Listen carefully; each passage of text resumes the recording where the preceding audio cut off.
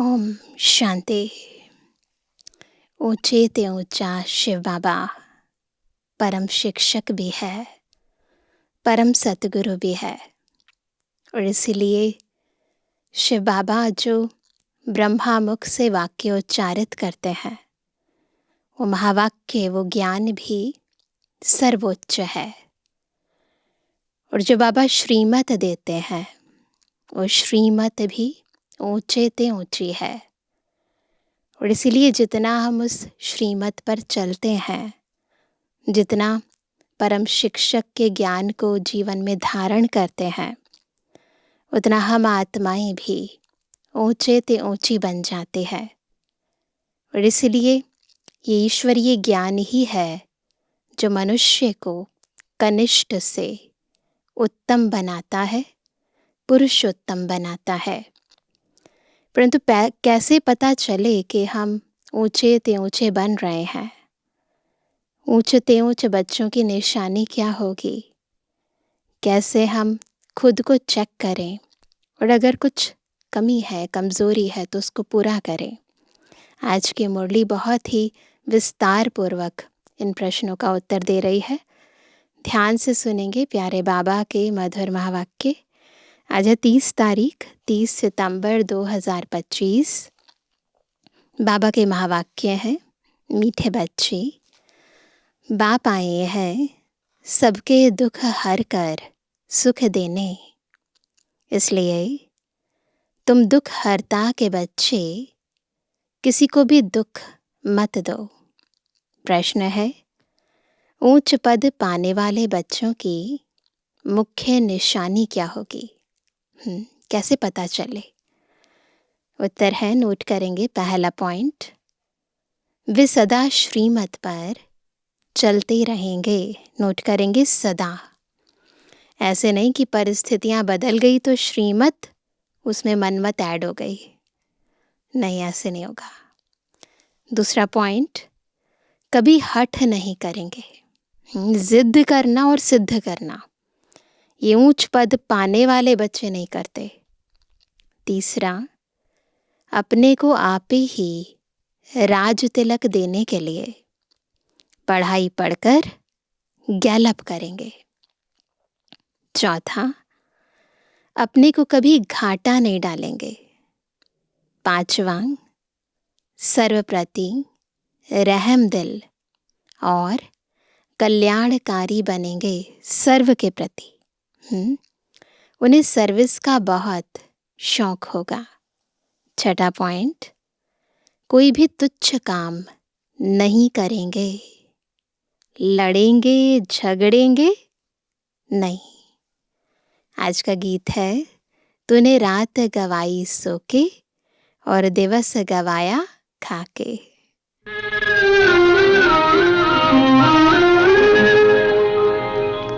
तूने रात गवाई सोए के, दिवस गवाया खाए के।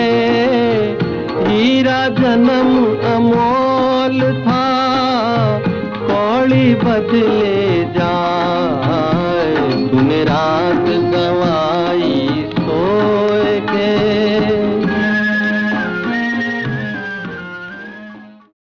ओम शांति। रूहानी बच्चे रूहानी बाप के सामने बैठे हैं।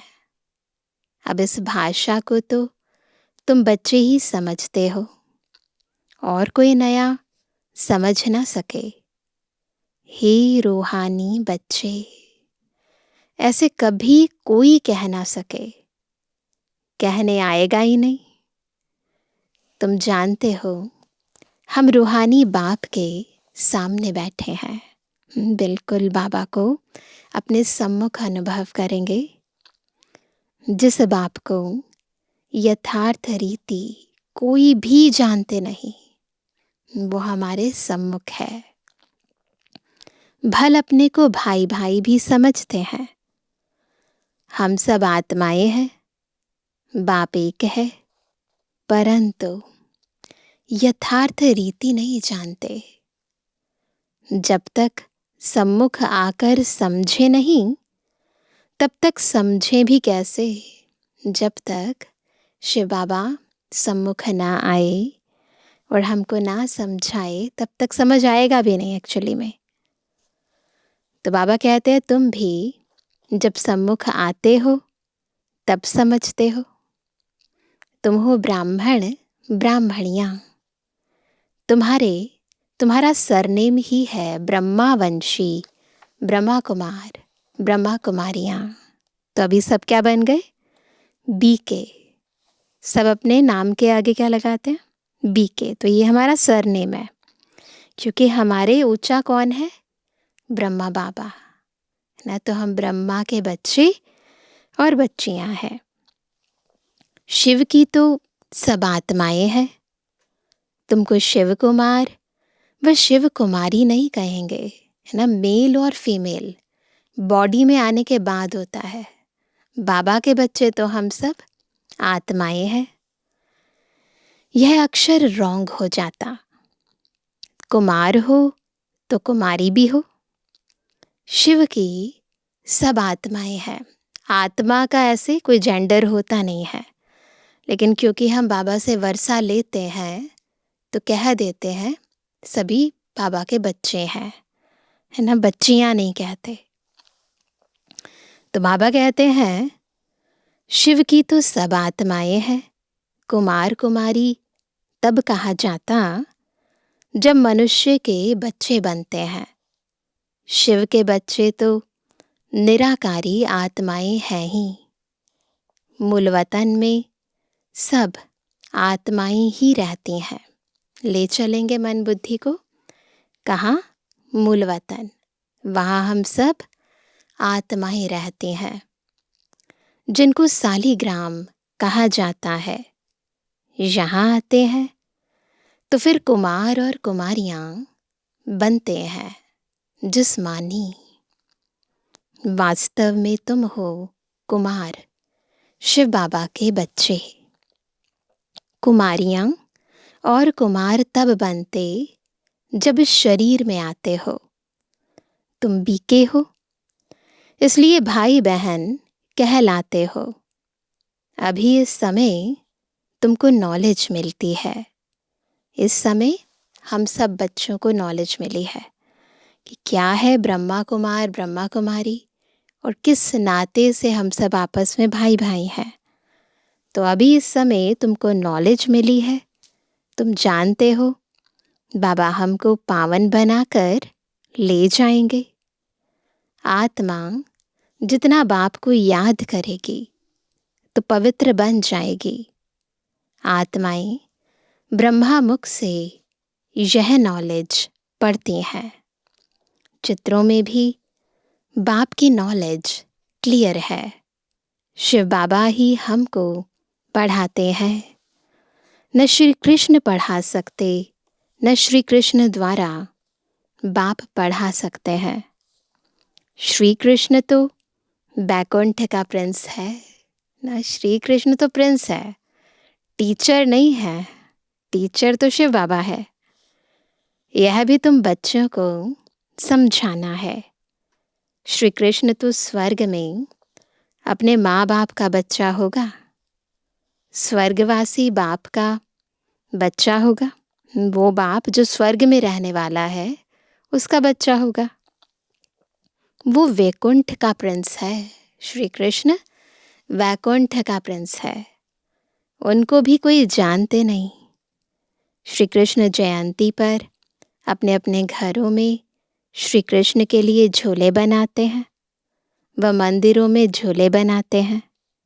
माताएं जाकर गोलक में पैसे डालती हैं, पूजा करती हैं। आजकल क्राइस्ट को भी श्री कृष्ण मिसल बनाते हैं, उनको भी ऐसे ही पूजा करते हैं। ताज आदि पहनाकर माँ की गोद में देते हैं, जैसे श्री कृष्ण को दिखाते हैं। अब श्री कृष्ण और क्राइस्ट, राशि तो एक ही है, क है ना। क्राइस्ट भी क से और श्री कृष्ण भी क से। वो लोग कॉपी करते हैं। नहीं तो श्री कृष्ण के जन्म और क्राइस्ट के जन्म में बहुत फर्क है। क्राइस्ट का जन्म कोई छोटे बच्चे के रूप में नहीं होता है। क्राइस्ट की आत्मा ने तो कोई में जाकर प्रवेश किया है। जीसस के तन में क्राइस्ट की आत्मा प्रवेश करती है। विष से पैदा हो ना सके, क्योंकि धर्म आत्मा है ना, तो पहला जन्म पवित्रता से होगा, अवतरित जन्म होगा। आगे क्राइस्ट को कभी छोटा बच्चा नहीं दिखाते थे, क्रॉस पर दिखाते थे। ये अभी दिखाते हैं। बच्चे जानते हैं धर्म स्थापक को कोई ऐसे मार ना सके, तो किसको मारा? किसको मारा? धर्म स्थापक को तो मार ना सके। क्यों? क्योंकि उनका कोई कार्मिक अकाउंट ही नहीं है, तो उन्हें दुख क्यों देंगे? तो वो आत्मा जिसमें क्राइस्ट की आत्मा ने प्रवेश किया, उसको दुख मिला ना, उसको सूली पर चढ़ाया। तो बाबा कहते तो किसको मारा? जिसमें प्रवेश किया उनको दुख मिला। सतप्रधान आत्मा को दुख कैसे मिल सकता? उसने क्या कर्म किए जो इतने दुख भोगे? आत्मा ही सतप्रधान अवस्था में आती है, सबका हिसाब किताब चुकत होता है। इस समय बाप सबको पावन बनाते हैं। वहाँ से सतप्रधान आत्मा आकर दुख भोग ना सके। आत्मा ही भोगती है ना। आत्मा शरीर में है तो दुख होता है। शरीर के द्वारा ही आत्मा दुख देती है। फिर जब दिया है तो शरीर के द्वारा ही दुख लेती भी है। तो इसीलिए कर्मेंद्रियों के द्वारा जब हम विकर्म करते हैं तो फिर उस विकर्मों को भोगते भी हैं ना, उसका हिसाब किताब चुकता भी होता है। तो दुख मिलता है, दर्द मिलता है, तन का, मन का, धन का, संबंधों का, अनेक प्रकार से दुख मिलता है। तो बाबा कहते हैं मुझे दर्द है, यह किसने कहा? इस शरीर में कोई रहने वाला है? वह कहते हैं परमात्मा अंदर है, तो ऐसे थोड़ी कहेंगे हमको दुख है। परमात्मा को दुख थोड़ी ना हो सकता है। सर्व में परमात्मा विराजमान है, तो परमात्मा कैसे दुख भोगेगा? यह आत्मा पुकारती है, हे परमपिता परमात्मा हमारे दुख हरो। पारलौकिक बाप को ही आत्मा पुकारती है। अभी तुम जानते हो बाप आया हुआ है, दुख हरने की युक्ति बता रहे हैं। आत्मा शरीर के साथ ही एवर हेल्दी वेल्दी बनती है। मूल वतन में तो हेल्दी वेल्दी नहीं कहेंगे, वहाँ कोई सृष्टि थोड़ी है। ऊपर परमधाम में कोई सृष्टि थोड़ी है। वहाँ तो है ही शांति। शांति स्वधर्म में टिके हुए हैं। अभी बाप आए हैं सबके दुख हर कर सुख देने। तो बच्चों को भी कहते हैं तुम मेरे बने हो, किसको दुख नहीं देना। यह लड़ाई का मैदान है, परंतु गुप्त वह है प्रत्यक्ष। यह जो गायन है, युद्ध के मैदान में जो मरेंगे वह स्वर्ग में जाएंगे, उसका अर्थ भी समझाना पड़े। इस लड़ाई का महत्व देखो कितना है। बच्चे जानते हैं उस लड़ाई में मरने से कोई स्वर्ग में जा ना सके, परंतु गीता में भगवानुवाच है, उनको मानेंगे तो सही ना, है ना। जब लिख दिया भगवानुवाच तो मानते हैं। भगवान ने किसको कहा? उस लड़ाई वालों को कहा या तुमको कहा? दोनों को कहा। उन्हों को भी समझाया जाता है। अपने को आत्मा समझ बाप को याद करो। इस लड़ाई में, माया के साथ जो आत्मा की अभी लड़ाई लगती है, इस लड़ाई में जब हम विजय पाएंगे तो स्वर्ग में जाएंगे। तो बाबा कहते हैं यह सर्विस भी करनी है। अब तुम स्वर्ग में अगर जाना चाहते हो तो पुरुषार्थ करो। लड़ाई में तो सब धर्म वाले हैं, सिख भी हैं, वो तो सिख धर्म में ही जाएंगे। स्वर्ग में तो तब आ सकेंगे जब तुम ब्राह्मणों से आकर ज्ञान ले, है ना। कहीं दूसरे धर्म में कन्वर्ट हो जाते हैं। जैसे बाबा के पास आते थे तो बाबा समझाते थे, तुम लड़ाई करते शिव बाबा की याद में रहेंगे तो स्वर्ग में आ सकेंगे। बाकी ऐसे नहीं कि स्वर्ग में राजा बनेंगे। नहीं, राजा बनने के लिए तो एक्स्ट्रा पुरुषार्थ करना है। नहीं, जास्ती उन्हों को समझा भी नहीं सकते हो।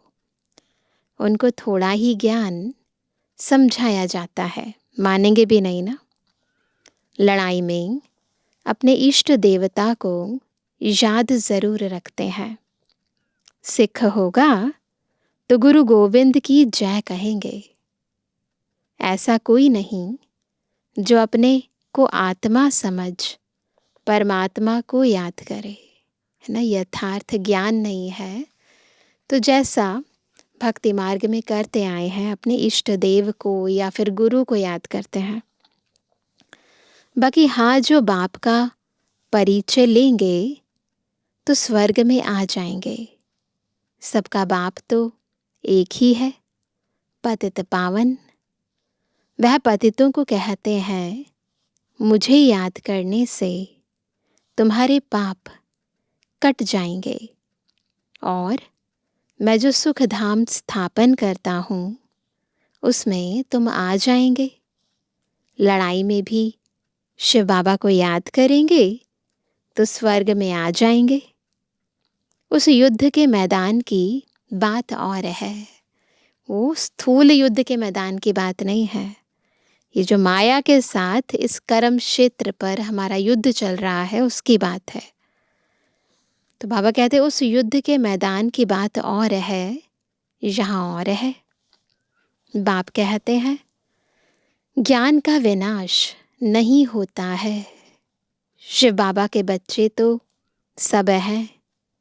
अब शिव बाबा कहते हैं माम एकम याद करने से तुम मेरे पास आ जाएंगे मुक्ति धाम।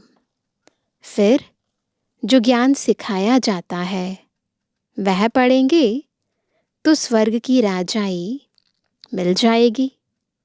कितना सहज है। स्वर्ग में जाने का रास्ता सेकंड में मिल जाता है। हम आत्मा बाप को याद करते हैं। लड़ाई के मैदान में तो खुशी से जाना है, कर्म तो करना ही है। देश के बचाव के लिए सब कुछ करना पड़ता है। वहाँ तो है ही एक धर्म, मतभेद की कोई बात नहीं। मतभेद तब होगा जब द्वंद्व होगा, है ना, जब दो होंगी, डुअलिटी होगी।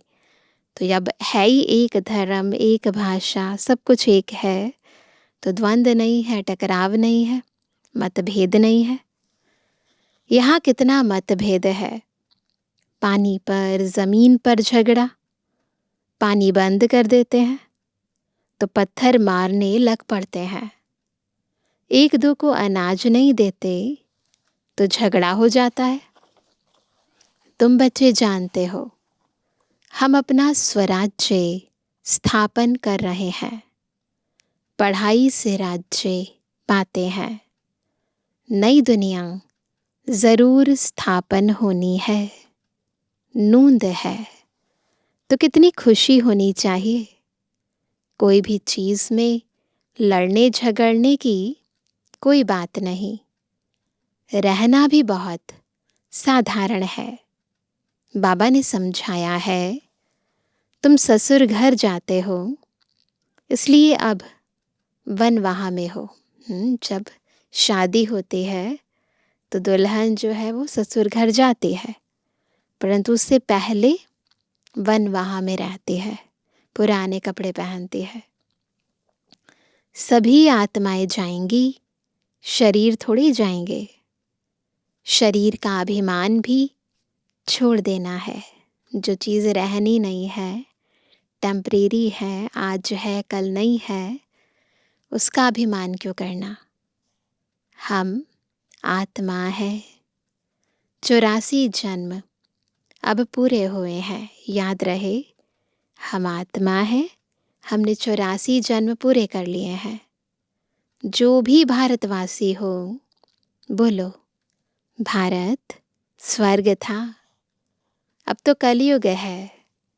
कलयुग में अनेक धर्म है। सतयुग में एक ही धर्म था। बताओ कंट्रास्ट। भारत फिर से स्वर्ग बनना है। समझते भी हैं, भगवान आया हुआ है। कई जगह पर एस्ट्रोलॉजर्स ये डिक्लेयर कर चुके हैं कि परमात्मा सृष्टि पर आ चुके हैं, परंतु कब आए, कैसे आए, क्या किया, कुछ नहीं पता। आगे चल भविष्यवाणी भी करते रहेंगे। अभी करते हैं सभी।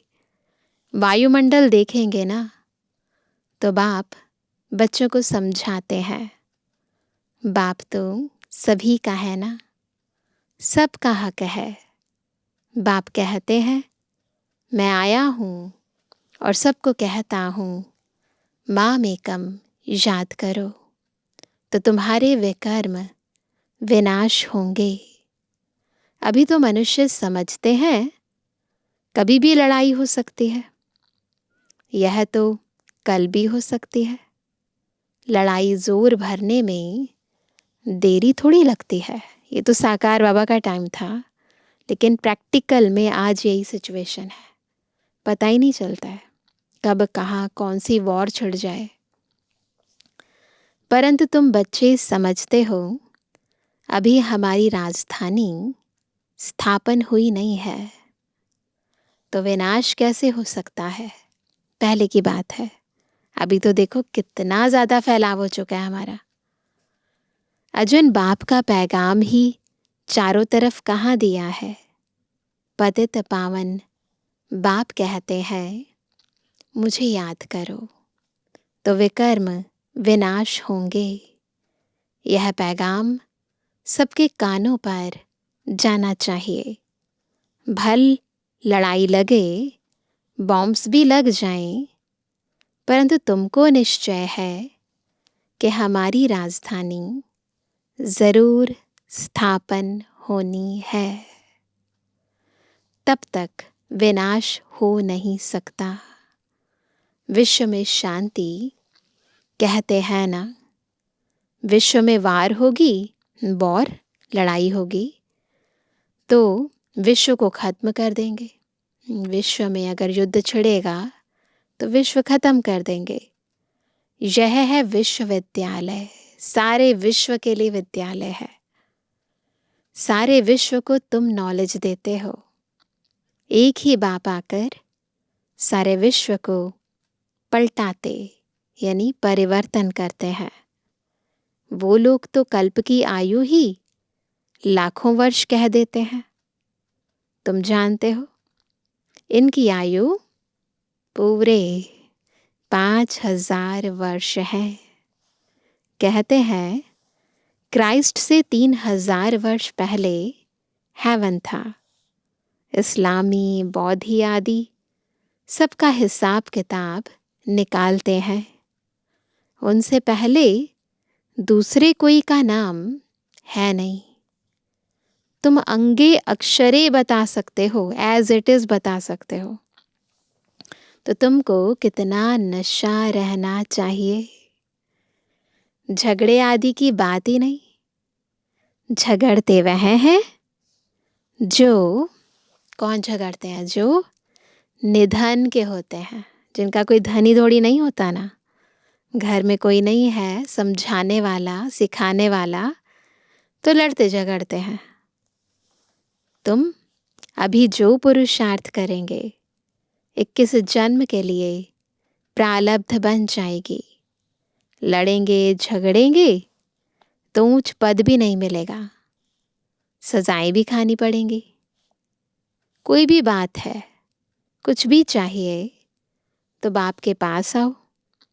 गवर्नमेंट भी कहती है ना, तुम फैसला अपने हाथ में नहीं उठाओ, अपने हाथ में लॉ नहीं उठाओ, ऐसे कहते हैं ना। कोई कहते हैं हमको विलायत का बूट चाहिए, बाबा कहेंगे बच्चे, क्या कहेंगे बच्चे, अभी तो वनवाह में हो, याद रखो वनवाह में हो, वहां तुमको बहुत माल मिलेंगे। बाप तो राइट ही समझाएंगे ना कि यह बात ठीक नहीं है, यहाँ तुम यह आश क्यों रखते हो। यहाँ तो बहुत सिंपल रहना चाहिए। बाबा कई बार कहते हैं कि ना बहुत ऊंच ना बहुत नीच, बीच का रहना चाहिए। नहीं तो देह अभिमान आ जाता है, फिर बुद्धि भी वहीं जाती है ना। जो चीज़ कोई एक्सपेंसिव ले लेंगे, है ना, तो बार बार बुद्धि वहाँ जाएगी। इसमें अपनी नहीं चलानी होती है।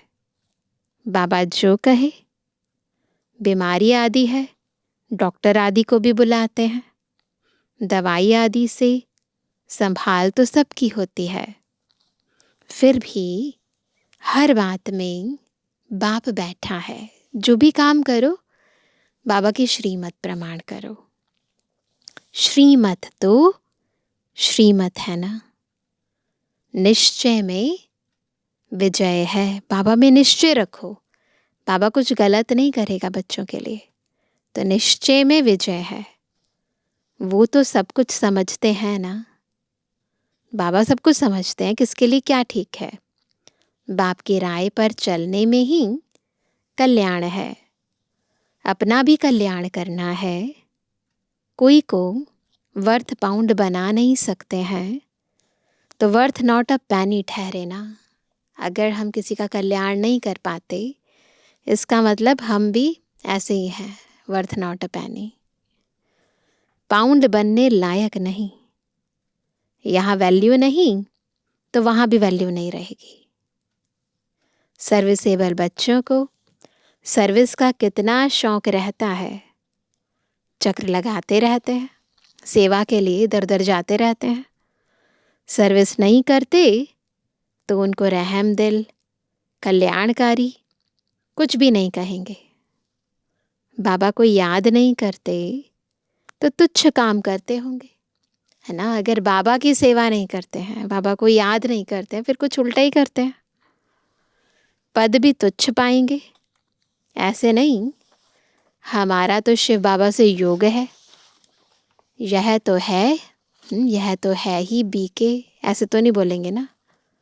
शिव बाबा ब्रह्मा द्वारा ही ज्ञान दे सकते हैं ना, है तो शिव बाबा ब्रह्मा के तन में आते हैं ना, और उनके द्वारा ही ज्ञान देते हैं, तो इसलिए है तो सारे बीके। सिर्फ शिव बाबा को याद करेंगे तो मुरली कैसे सुनेंगे ना, वाया ब्रह्मा ही तो सुनाते हैं ना बाबा, फिर नतीजा क्या होगा। पढ़ेंगे नहीं तो पद क्या पाएंगे। यह भी जानते हैं सबकी तकदीर ऊंच नहीं बनती है, वहां भी तो नंबरवार पद होंगे। पवित्र तो सबको होना है, आत्मा पवित्र बनने बगैर शांति धाम जा नहीं सकती। बाप समझाते हैं, तुम सबको यह ज्ञान सुनाते चलो। कोई भल अभी नहीं भी सुनते हैं, आगे चलकर ज़रूर सुनेंगे। अभी कितने भी विघ्न तूफान जोर से आए, तुम्हें डरना नहीं है, क्योंकि नए धर्म की स्थापना होती है ना। तुम गुप्त राजधानी स्थापन कर रहे हो। बाबा सर्विसेबल बच्चों को देखकर खुश होते हैं। तुम्हें अपने को आपे ही राज तिलक देना है, अपने आप ही पुरुषार्थ करना है। जितना करेंगे उस हिसाब से राज तिलक मिलेगा। तो बाबा कहते हैं श्रीमत पर चलना है, इसमें अपना हठ चल ना सके, मुफ्त अपने को घाटे में नहीं डालना चाहिए। बाप कहते हैं बच्चे सर्विसेबल और कल्याणकारी बनो। स्टूडेंट को टीचर कहेंगे ना, पढ़कर गैलप करो। तुमको 21 जन्मों के लिए स्वर्ग की स्कॉलरशिप मिलती है। डिनाइस्टी में जाना यही बड़ी स्कॉलरशिप है। अच्छा मीठे मीठे के बेजवानी बच्चों पे जुबानी बाप दादा का दिल जान सको प्रेम से नंबरवार प्रसाद अंसार यादगार और गुणवानी। रूहानी बच्चों की रूहानी बाप दादा को गुड मॉर्निंग, नमस्ते नमस्ते नमस्ते। धारणा के लिए मुख्य सार पहला, संगम पर बहुत सिंपल साधारण रहना है, क्योंकि यह वनवाह में रहने का समय है। यहाँ कोई भी आश नहीं रखनी है। कभी अपने हाथ में लौ नहीं लेना है। लड़ना झगड़ना नहीं है। दूसरा, विनाश के पहले नई राजधानी स्थापन करने के लिए सबको बाप का पैगाम देना है कि बाप कहते हैं मुझे याद करो तो विकर्म विनाश हो और तुम पावन बनो। वरदान है, संतुष्टता की विशेषता द्वारा सेवा में सफलता मूर्त बनने वाले संतुष्ट मणि भव। कौन है संतुष्ट मणि? जो संतुष्टता की विशेषता से सेवा में सफलता मूर्त बनते हैं। सेवा का विशेष गुण संतुष्टता है। यदि नाम सेवा हो और स्वयं भी डिस्टर्ब हो, वह दूसरों को भी डिस्टर्ब करें, तो ऐसी सेवा न करना अच्छा है। जहाँ स्वयं के प्रति व संपर्क वालों से संतुष्टता नहीं, वह सेवा न स्वयं को फल की प्राप्ति कराती है न दूसरों को।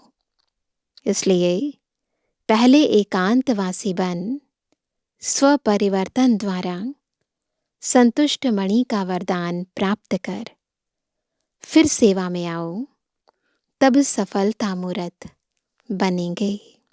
तो पहले अंतर से खुद को संतुष्ट करो। बाबा से, सर्व प्राप्तियों से, अविनाशी खजानों से संपन्न होकर फिर सेवा करो। फिर खुद भी संतुष्ट होंगे और दूसरों को भी संतुष्ट कर पाएंगे। स्लोगन है, विघ्नों रूपी पत्थर को तोड़ने में समय न गवाकर उसे हाई जंप देकर पार करो। टाइम वेस्ट नहीं करना है। क्या करना है? हाई जंप देकर विघ्नों को पार करना है। आज का अव्यक्त इशारा, अब लगन की अग्नि को प्रज्वलित कर योग को ज्वाला रूप बनाओ। ज्वाला स्वरूप याद के लिए मन और बुद्धि दोनों को एक तो पावरफुल ब्रेक चाहिए और मोड़ने की भी शक्ति चाहिए। इससे बुद्धि की शक्ति व कोई भी एनर्जी वेस्ट ना होकर जमा होती जाएगी। जितनी जमा होगी उतना ही परखने की, निर्णय करने की शक्ति बढ़ेगी। इसके लिए अब संकल्पों का बिस्तर बंद करते चलो। संकल्पों का बिस्तर बंद करते चलो, अर्थात समेटने की शक्ति धारण करो। न संकल्पों का विस्तार करो, न बुद्धि का विस्तार करो, है ना। हम बहुत ज़्यादा व्यर्थ के संकल्प, व्यक्त के संकल्प चलाते हैं तो विस्तार हो जाता है। पर अब क्या करना है? ऊपर जाना है, घर जाना है, तो उसके लिए पहले समेटो। और सबसे इम्पॉर्टेंट है, संकल्पों को समेटो। मन और बुद्धि पर ब्रेक लगाने की पावर को तीव्र करो। अच्छा, ओम शांति।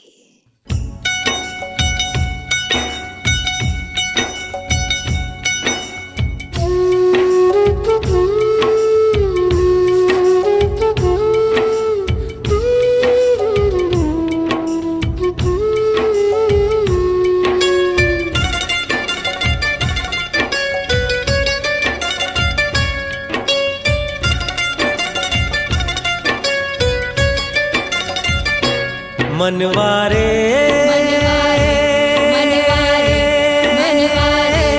ओ मनवा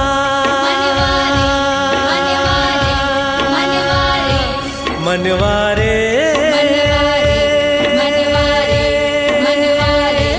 ओ मनवा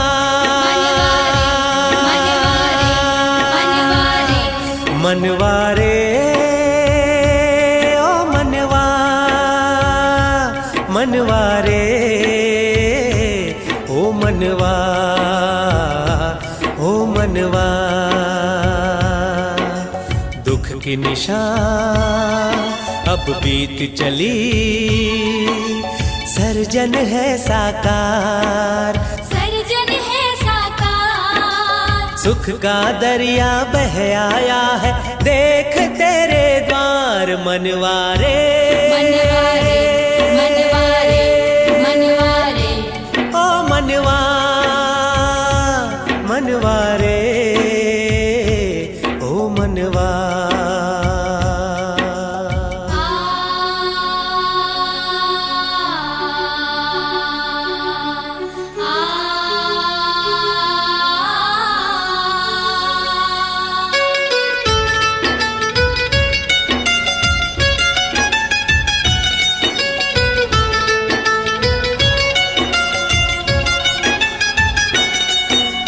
बाबा का बच्चों से रूहानी संबंध तो अविनाशी है प्यार भरता हर मन में आत्मा जिसकी प्यासी है बाबा का बच्चों से रूहानी संबंध तो अविनाशी है प्यार भरता हर मन में आत्मा जिसकी प्यासी है श्वासों श्वास याद और सिमरण करता भव से पार मनवारे मनवारे मनवारे मनवारे ओ मनवा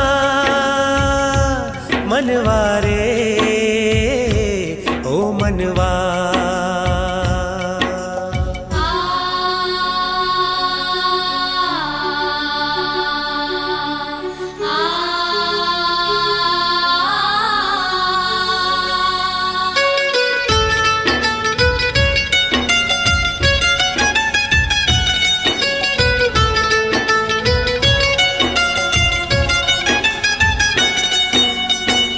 आत्मा ज्योति है इसमें गुण शक्ति के मोती है निज स्वरूप का परख नहीं है इसीलिए तू रोती है तू आत्मा ज्योति है इसमें गुण शक्ति के मोती है निज स्वरूप का परख नहीं है इसीलिए तू रोती है बिंदी बनकर परमात्मा बिंदी को निहार मनवारे मनवारे मनवारे मनवारे ओ मनवा मनवारे ओ मनवा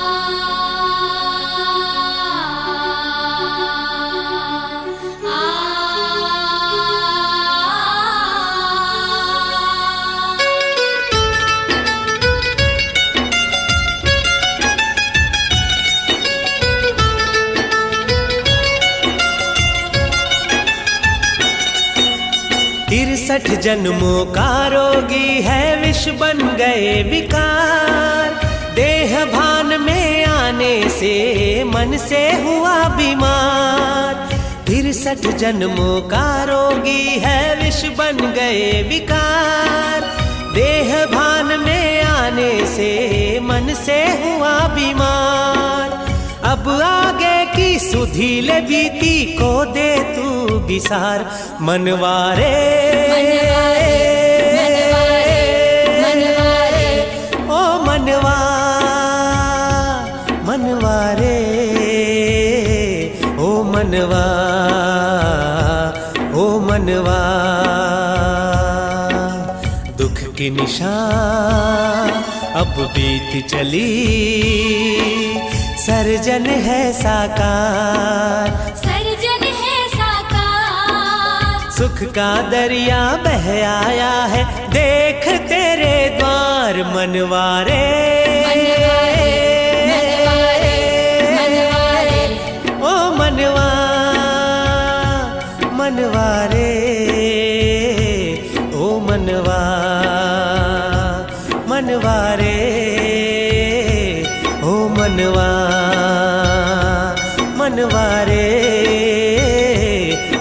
मनवा